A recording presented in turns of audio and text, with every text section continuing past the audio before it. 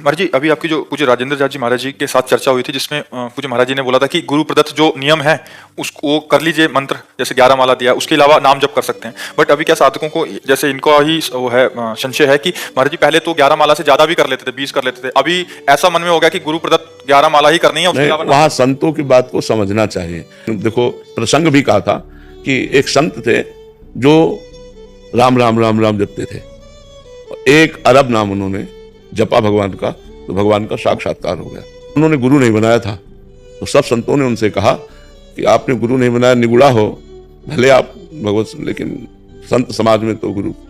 तो उस समय जिन महापुरुष का प्रकाश था उनकी शरण में गए, तो वो निम्बार्क संप्रदाय के थे, तो उन्होंने उनको मंत्र दिया। अब गोपाल मंत्र बड़ा मंत्र, अब 10वें वर्ष का अभ्यास राम राम राम राम राम राम राम राम राम, तो रो पड़े चरण पकड़ करके, महाराज जी अब हमारा अभ्यास तो राम राम का है और गुरु मंत्र आप इतना बड़ा दिए हो, अब वो कैसे चल पाएगा, क्योंकि हम राम राम छोड़ना भी चाहते नहीं छोड़ सकते, वो हमारे बस गया।